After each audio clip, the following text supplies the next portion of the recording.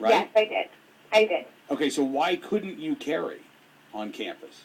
Because as the state legislation stands, it is illegal. So I would have potentially faced ramifications such as being expelled from school, so losing my education, losing my right and privilege to carry everywhere else. I would have lost my permit and potentially faced the jail time had I been carrying that night. That's what the state law currently says.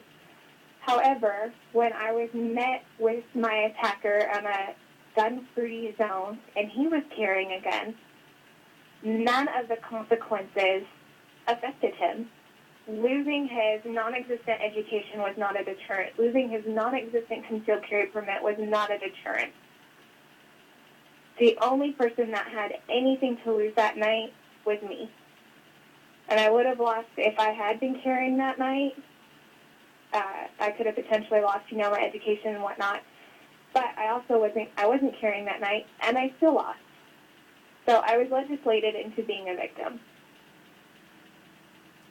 Now, as angry as I know the audience is, having heard this story and what happened to you, Amanda, I want them to be prepared to get even angrier, because after you were sexually assaulted, while this guy was still out there, that's when the university said you could legally carry, right?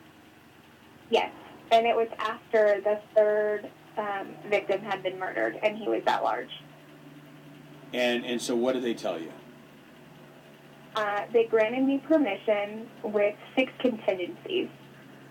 The first one being that as soon as I divulged to anybody that I had been granted such permission, that it would be null and void. So they granted me my Second Amendment right at the expense of my first. If you told anybody, you would lose your ability to defend yourself. Right. Because presumably if word got out, Amanda, that you could protect yourself, well then other students and maybe faculty, they would want to be able to protect themselves too. Well, and they should be. That should not be denied anybody. For us to maintain our dignity and to keep that intact should not be denied. How is rendering me defenseless, how is that going to protect you against a violent crime?